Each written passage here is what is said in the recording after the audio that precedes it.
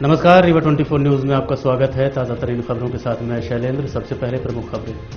60 वर्ष से ऊपर व गंभीर बीमारी से पीड़ित व्यक्ति को कोविड-19 का टीका लगवाने की गई शुरुआत। कुपोषित बच्चों को किया गया पोषण आहार वितरित। बैंक द्वारा छुट्टी नोट जमा करने से मना करने पर व्यापारी ने बीच रोड में बैठकर जताया आक्रोश। और प्राइवेट स्कूल संचालकों ने कचरा उठाने के नाम पर 3,000 रुपये मासिक लिए जाने का आरोप लगाया। खबरें विस्तार से।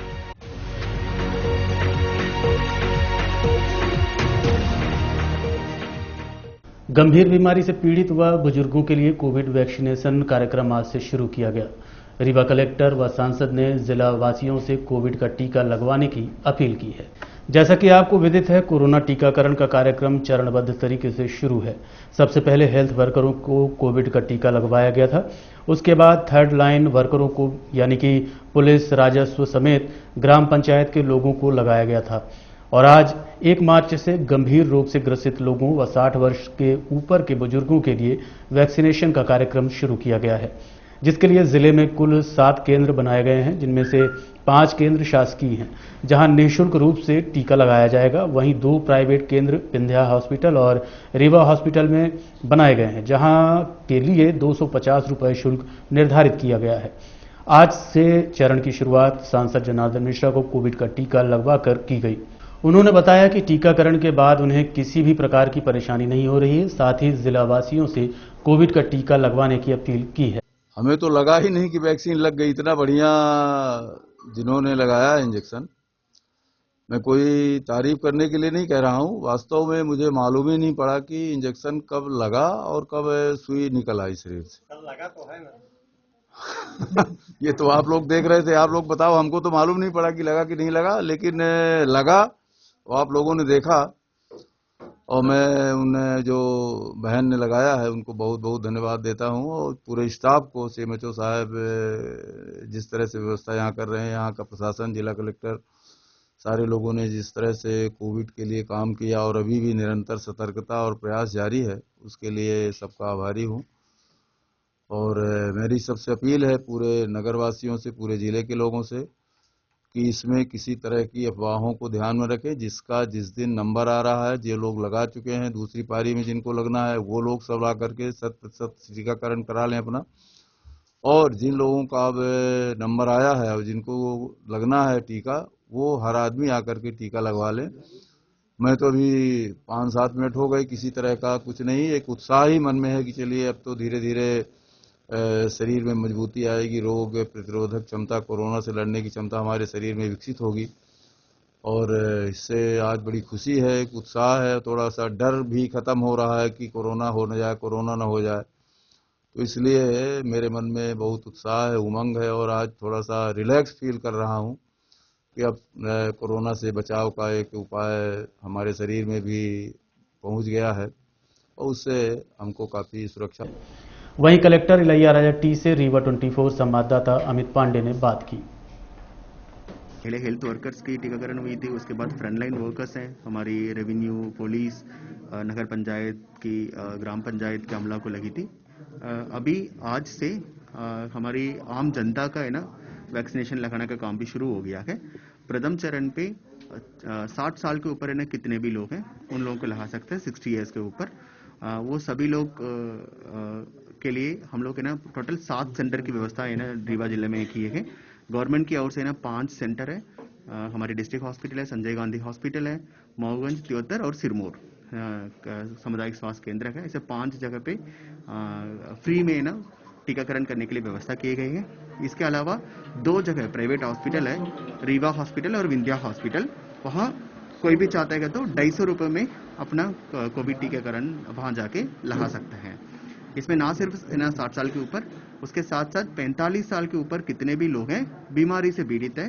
गवर्नमेंट ऑफ इंडिया के द्वारा, भारत शासन के द्वारा 20 प्रकार के ना बीमारी का अधिकृत है। किसी को भी ना दिल की बीमारियां हैं, किडनी का, लीवर का, हाइपरटेंशन है मतलब बीपी का बीमारी है, और डायबिटिक शुगर का बीमारी है, उन सभी लोग प्राथमिकता क्रम में आकर है ना टीकाकरण लगवाएं।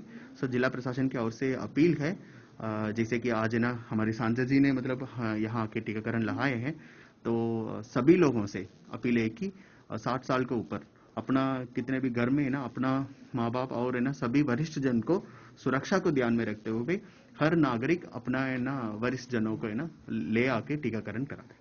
उसके लिए क्या प्रक्रिया है, जैसे कोई डॉक्यूमेंट्स वगैरह कौन इसमें एक्चुअली ये अभी आज ही है ना शुरू हुआ है।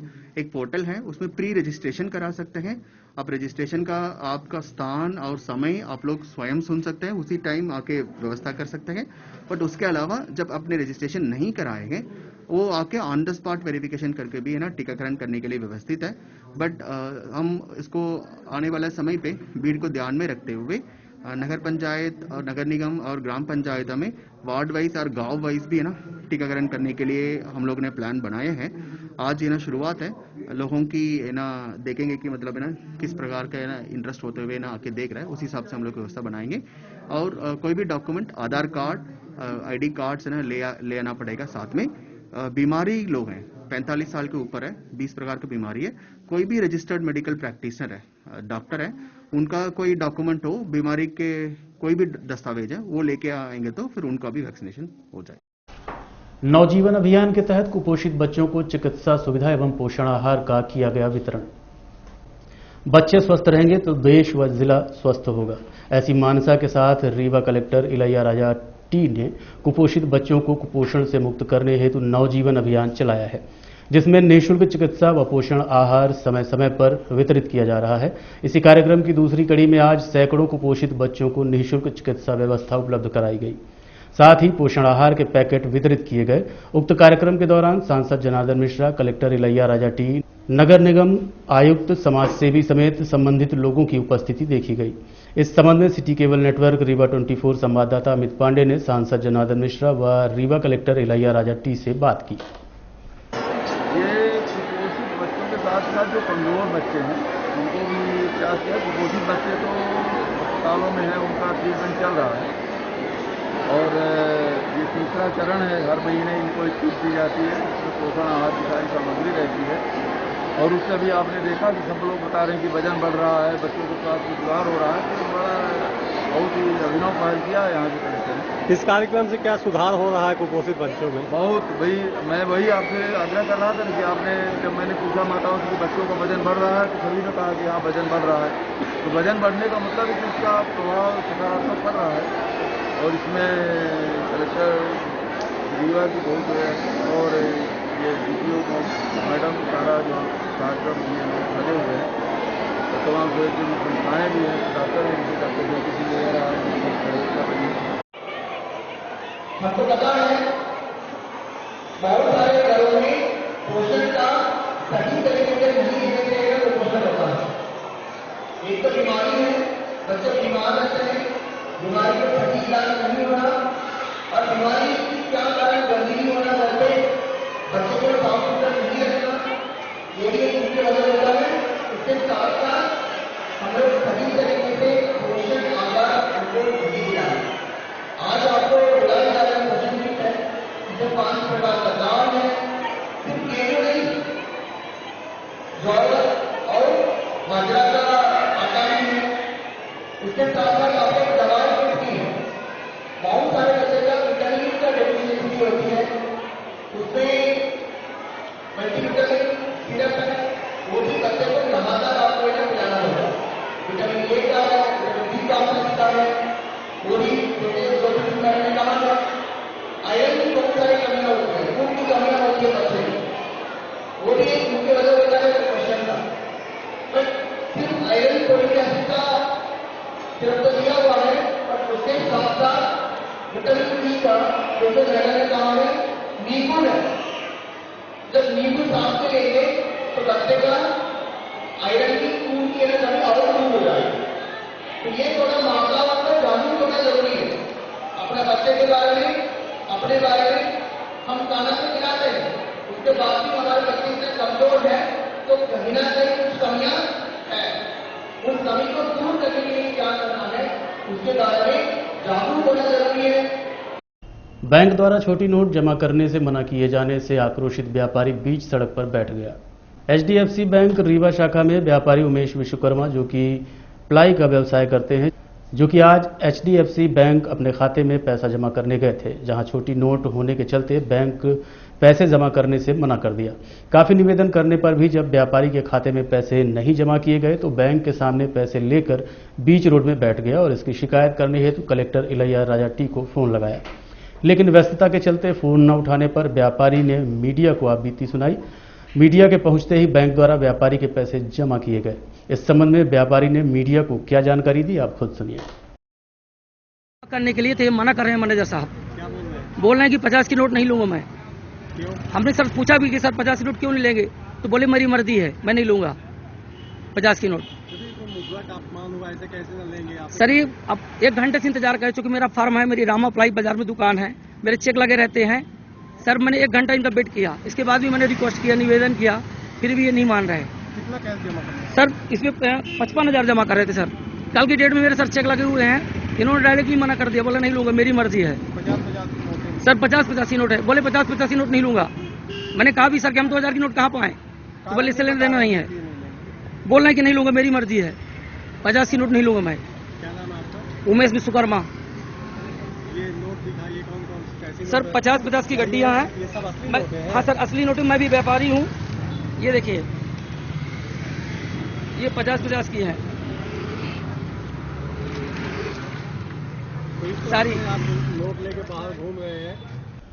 स्वच्छता के नाम पर नगर निगम कर्मचारियों द्वारा की जा रही मनमानी वसूली, प्राइवेट स्कूल एसोसिएशन ने नगर निगम आयुक्त को ज्ञापन सौंपा है। स्वच्छ भारत अभियान के नाम पर नगर निगम कचरा कलेक्शन ठेकेदार व कर्मचारियों द्वारा आम जनता से लूट किए जाने का मामला प्रकाश में आया है। डोर टू डोर कचरा कलेक्शन योजना शुरू की गई थी। उस समय 20 रुपए प्रति माह में दरवाजे से कचरा कलेक्ट करने की बात कही गई थी, जो कि 3,000 रुपए प्रति माह हो चुकी है। जी हां, ये कहना है शहर के प्राइवेट स्कूल संचालकों का। उनके द्वारा बताया गया कि शुरुआत में कचरा कलेक्शन के नाम पर 20 रुपए लिया जाता था। वर्ष 2019-20 तक 50 रुपए प्रति माह लिए गए। वर्ष 2020-21 में कचरा उठाने के नाम पर प्राइवेट स्कूल संचालकों से जिस विद्यालय में 300 से छात्र संख्या ज्यादा है उनसे 3,000 रुपए लिए जा रहे हैं। जिन स्कूलों में 300 से कम छात्र हैं वहां से 1,000 रुपए प्रति माह की दर से लिए जा रहे हैं। इस प्रकार से देखा जाए तो 3 वर्षों में 20 गुना कचरा शुल्क में वृद्धि की गई है, जिसका विरोध करते हुए प्राइवेट स्कूल एसोसिएशन जिला इकाई रीवा ने नगर निगम आयुक्त को ज्ञापन सौंपते हुए कचरा उठाने के शुल्क को कम किए जाने की मांग की है। इस संबंध में सिटी केबल नेटवर्क संवाददाता अमित पांडे ने संघ के पदाधिकारियों से बात की। उन्होंने क्या जानकारी दी, आप खुद सुनिए।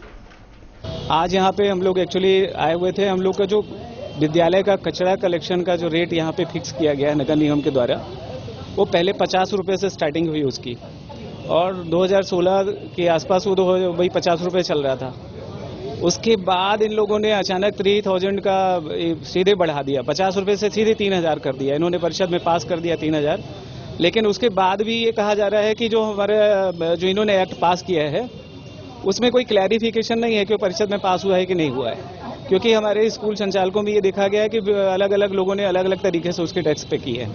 लेकिन आज भी ये दबाव बनाया जा रहा है कि भाई 3,000 आप जमा करिए, और 3,000 कचरा जमा करने के इस स्थिति में कोई भी विद्यालय नहीं है। क्योंकि आज विद्यालयों की स्थिति आप देखिए, कोरोना काल में एक तो जो हमारी गरीबी रेखा वाले बच्चे हैं, आज तक उनकी फीस की प्रतिपूर्ति नहीं हो पाई है और वो सब परेशान है। ऐसे बहुत सारे विद्यालय हैं जिनकी छात्र संख्या बहुत ही कम है और वो फीस देने में असमर्थ है, सोचिए।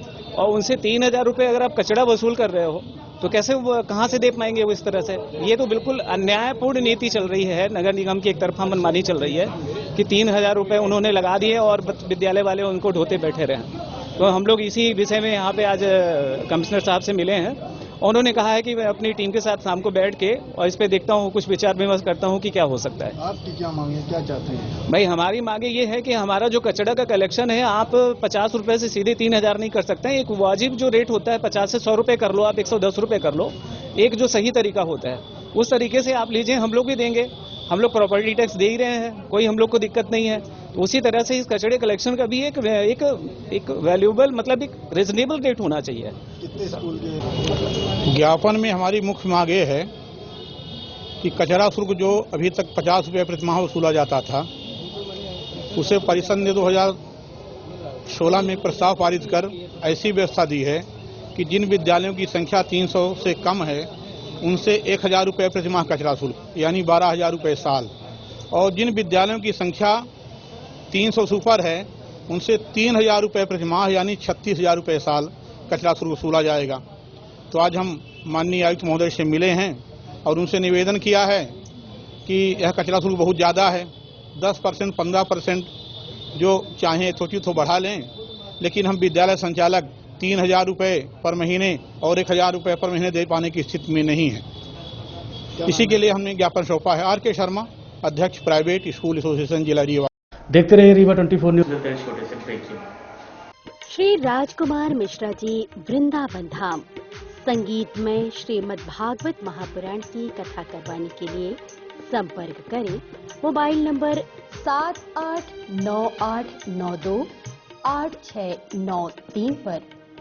भगवान है तोतली भाषा में मैया से कहते हैं, मैया जो नहीं ब्याह कराए तोरी गैया नहीं चराओ, जो नहीं ब्याह कराए तोरी गैया नहीं चराओ, जो नहीं ब्याह कराए तोरी गैया नहीं चराओ, जो नहीं ब्याह कराए तोरी गैया नहीं चराओ। आज के बाद मोरी मैया तोरी देहरी पे ना आओ, आज के बाद मोरी मैया तोरी देहरी पे ना आओ। आएगा रे मजा अब जीत हार का राधिका डोरी पे, तीरथ की डोरी पे मैया करा दे मेरा। अरे बंधन है प्यार का राधिका डोरी से, डोरी से मैया करा दे मेरा।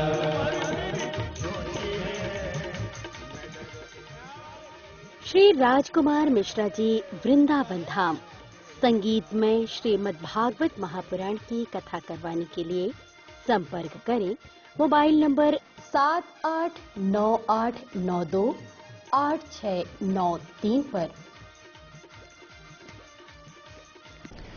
विश्वविद्यालय थाना क्षेत्र अंतर्गत रहने वाले 2 युवकों को सरहंगों ने घर में घुसकर मारपीट की। दोनों घायलों को उपचार हेतु संजय गांधी अस्पताल में भर्ती करवाया गया है। रीवा विश्वविद्यालय थाना क्षेत्र अंतर्गत आनंदनगर बोदाबाग में रहने वाले नीलेश दुबे के घर आधा दर्जन की संख्या में लाठी डंडे से लैस होकर आरोपी विकास तिवारी समेत उसके साथी घर में घुसे और घर में खाना बना रहे नीलेश के दोनों पुत्रों की लाठी डंडा, रॉड व चाकू से हमला करते हुए मार पीट कर लहूलुहान कर दिया, जिन्हें घायल अवस्था में उपचार हेतु संजय गांधी अस्पताल में भर्ती करवाया गया है। घटना के संबंध में सिटी केबल नेटवर्क संवाददाता अमित पांडे को घायल युवकों के पिता ने जानकारी दी। अभी हम ड्यूटी में थे, ड्यूटी से आए 10 बजे रात को, तो वहाँ से फोन आया कि दोनों लड़कों मार के फेंक दिए हैं। तो वहाँ से मैं डायरेक्ट यहाँ आया हूँ। तो टीआई साहब लेके आए थे। डॉक्टर साहब बोले कि इसको 10 मिनट टाइम बचा है, अगर इसको ब्लड देंगे तो बचेगा, नहीं बच सकता है। तुरंत 10 मिनट के अंदर 15 मिनट के अंदर व्यवस्था ब्लड चढ़ाए हैं तो इसकी दवा हुई है। टीआई साहब 2:30 बजे रात को हमको आ करके रिपोर्ट दिए हैं, दस्तखत करा के चले गए हैं। मैं फोन करता हूँ टीआई साहब फोन काट देते, काम हो रहा और खुला घूम रहा है। अब अभी भी सुनने में आता है इस बार जान से मार देंगे, बच गया है। मैं तो मार देता जान से। ये जो अंदर घुसे कौन लोग क्या? विकास तिवारी है, मेरे घर के बगल में है, और 7-8 लोग और हैं। तो वो ये बोलता है थोड़ा ढेकहा के हैं, ये समूह बांध पहचान नहीं पा रहा है, उसी को मेन पहचान रहा विकास तिवारी को। डंडा से, राड से, चाकू से, पेचकस से गोभे हैं, पूरा कट गया था, ये अलग हो गया था, ये पैर ये अलग था, ये अलग झूल रहा था। 3 दिन तो ब्लड नहीं बंद हुआ है। आप क्या चाहते हैं? हम चाहते साहब गिरफ्तार हो, उसको सजा कड़ी से कड़ी मिलना चाहिए। हम लोग गरीब आदमी है, कुछ नहीं कर सकते। इतना विवाद यही, दारू गांजा पीता है, रोज मांग रहा तो पैसा है नहीं, बोला पैसा नहीं, जान से मार देंगे। क्या वो? हाँ, एक मकान के बगल में उसका मकान है। मांग रहे थे पैसा, है ना? हाँ, पैसा मांग रहे थे। यही मम्मी भी विकलांग है, तो मम्मी को खाना दोनों बना रहे थे। एक लात मारा के मारे तो किमारा खुल गया, तो उसको घसीट के लात, पहले राड मारा यहाँ पर तो गिर गया, फिर चाकू से जितना मारा बरान है तो ये निकला, इसको भी मारे, दोनों भी होश गिर गए थे। मोहल्ले वाले गुहार मारे हैं, तब फिर टीआई साहब के एम्बुलेंस को फोन किए हैं, एम्बुलेंस वाले टीआई साहब आके यहाँ भर्ती कराए। किस थाने का मामला है? सिरमौर थाना क्षेत्र अंतर्गत सरकारी जमीन से अतिक्रमण हटाए जाने की मांग करते हुए ग्रामीणों ने कलेक्टर कार्यालय पहुंचकर ज्ञापन सौंपा है। रीवा के सिरमौर थाना क्षेत्र अंतर्गत ग्राम उमरी में लालमणि त्रिपाठी पिता राम गोपाल त्रिपाठी द्वारा शासकीय भूमि पर कब्जा करते हुए मकान का निर्माण करवा लिया गया है। साथ ही पीसीसी रोड पर पत्थर रखकर आम रास्ता बंद कर दिया गया है, जिसके चलते ग्रामीणों को आवागमन में समस्याओं का सामना करना पड़ता है। इस मामले की शिकायत सीएम हेल्पलाइन समेत स्थानीय थाने में भी की जा चुकी है, परंतु कोई कार्रवाई नहीं हुई, जिसके चलते पीड़ित ग्रामीण कलेक्टर कार्यालय पहुंचे और ज्ञापन सौंपते हुए शासकीय भूमि पर दबंग द्वारा किए गए अवैध अतिक्रमण को हटाए जाने की मांग की है। इस संबंध में रीवा 24 संवाददाता अमित पांडे को ज्ञापनकर्ता ने जानकारी दी है। मैं ग्राम पोस्ट उमरी तहसील सिरमौर जिला रीवा का रहने वाला हूं। हमारे गांव में एक सरकारी भूमि है, उसमें सरकारी भूमि के जस्ट बाजू से एक पीसीसी रोड सरकारी जो पंचायत द्वारा बनवाई गई है वो निकली हुई, जिसमें से करीबन 50-100 लोगों का आना जाना डेली का रहता है। लेकिन हमारे गांव में कुछ दबंग लोग रहते हैं, जैसे लालमन त्रिपाठी हो गए, वालेन त्रिपाठी हो गए, पंकज त्रिपाठी हो गए। इनके मतलब घर के पूरे सदस्यों द्वारा उस रोड को हम लोगों को निकलने से मना करना और जब हम लोग निकलते हैं तो जान से मारने की धमकी देना, उसमें पत्थर रखना। उस जमीन में कई बार स्टे हो चुका है, 2 बार स्टे होने के बाद भी उसमें मकान का निर्माण कर लिया गया है। इससे पहले हम लोग सिरमौर थाने में उसकी FIR भी 2 बार करवा चुके हैं। तहसीलदार महोदय के यहाँ उसका प्रकरण चल रहा है अभी, और SDM महोदय के यहाँ दिया गया, लेकिन अभी तो कोई कार्रवाई नहीं की गई है। हम अभी कुछ दिन पहले सुने कि मुख्यमंत्री द्वारा अतिक्रमण हटाओ का प्रक्रिया भी चल रहा है, लेकिन भू माफियाओं के खिलाफ कार्रवाई चल रही है, लेकिन अभी तक वहाँ तक उसका वो पहुँचा नहीं। तो हम महोदय से निवेदन करते हैं कि उसकी प्रक्रिया वहाँ भी चलाई जाए और जो अतिक्रमण किया गया उसको हटवाया ताकि आम लोगों को चलने में और रास्ता न बंद हो, तो लोगों को दिक्कतों का सामना न करना पड़े। यही महोदय से निवेदन है हमारा। और हम लोग कई बार थाने में भी गए, तहसील में भी गए, लेकिन अभी तक हमको न्याय नहीं मिल पाया। देखते रहिए रीवा 24 न्यूज। हड्डी जोड़ एवं रीढ़ रोग तथा स्त्री रोग एवं प्रसूति रोग का इलाज एक ही छत के नीचे। विघ्नहर्ता hospital and trauma centre, hotel landmark के पास, रतहरा, रीवा। डॉक्टर संतोष सोनी, पूर्व चिकित्सक, बॉम्बे हॉस्पिटल, मुंबई। हड्डी जोड़ एवं रीढ़ रोग विशेषज्ञ, छोटे चीरे एवं दूरबीन विधि द्वारा हाथ तथा पैर की हड्डियों का ऑपरेशन। गठियाबात, जटिल एवं बिगड़े हुए फ्रैक्चर का बेहतर इलाज करते हैं डॉक्टर संतोष सोनी।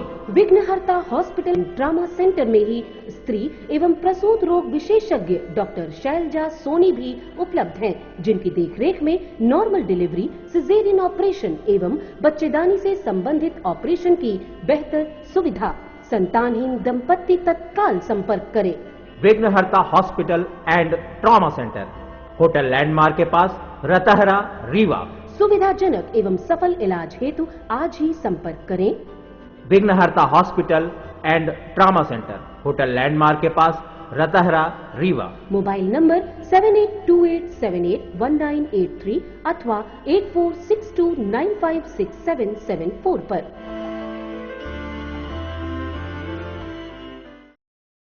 दुर्गेश दुबे लोकतंत्र सेनानी मीसाबंदी के ऊपर गणेश त्रिपाठी द्वारा लगाए गए आरोपों का खंडन करते हुए बताया गया कि पुराने विवाद का बदला लेने के लिए की गई तुच्छ हरकत।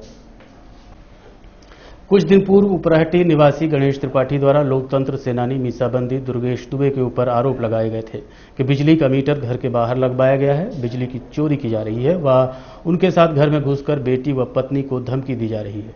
उन्होंने इन आरोपों को मनगढ़ंत बताया है। उन्होंने कहा कि हमारे द्वारा कुछ माह पूर्व सामूहिक तरीके से नाले के ऊपर अवैध अतिक्रमण करने वालों की कार्रवाई हेतु शिकायत की गई थी, जिसमें अन्य लोगों के साथ इन्होंने नाले में कब्जा कर लैट्रिन टैंक बना रखा है। इसी शिकायत के बाद से आपसी रंजिश मानते हैं, इसलिए इन्होंने मनगढ़ंत आरोप लगाए हैं जो झूठे और बेबुनियाद हैं, जिसका मैं खंडन करता हूं। आप खुद सुनिए क्या जानकारी दी।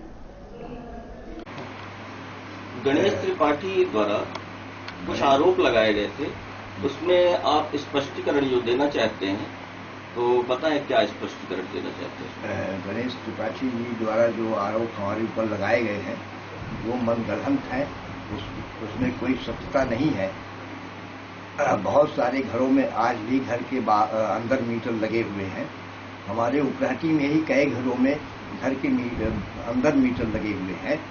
इसमें नगर अभी तक विद्युत विभाग वालों ने उन्हें बाहर लगाने की कोई कार्रवाई नहीं की।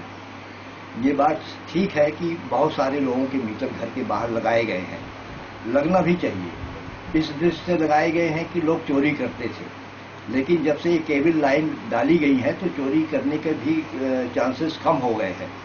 और हमारा घर पोल से काफी दूर है, चोरी करने का मामला ही नहीं बनता।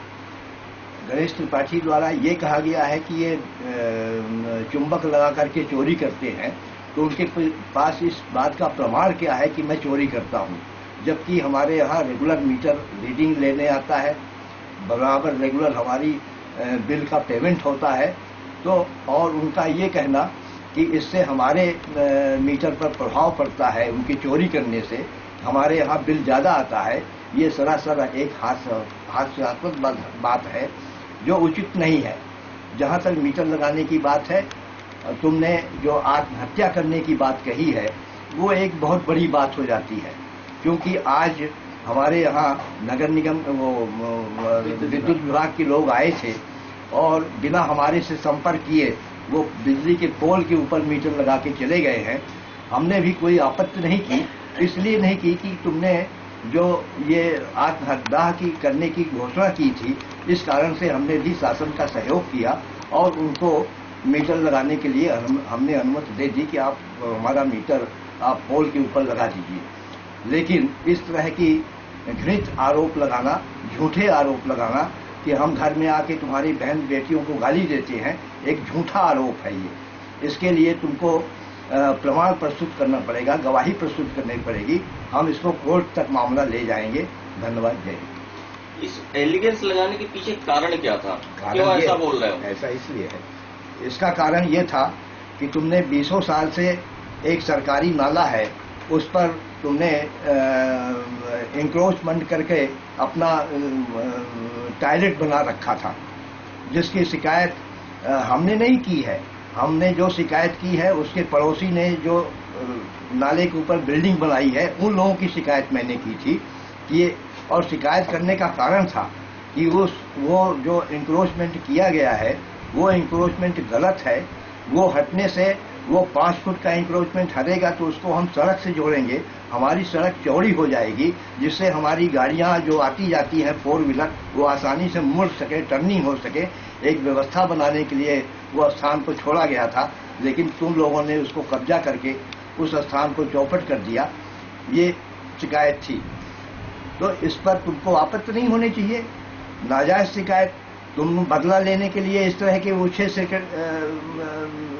शिकायत करते हो और शासन को पसोपेश में डालते हो, धमकी देते हो कि हम आत्महत्या कर लेंगे अगर मीटर बाहर नहीं लगेगा। तो ये कौन सी बात हुई? ये कोई बड़े आदमियों की बात नहीं है, ये तुच्छ लोगों की बात है। और अब चलने से पहले प्रमुख खबर एक बार फिर। 60 वर्ष से ऊपर गंभीर बीमारी से पीड़ित व्यक्ति को कोविड-19 का टीका लगवाने की गई शुरुआत।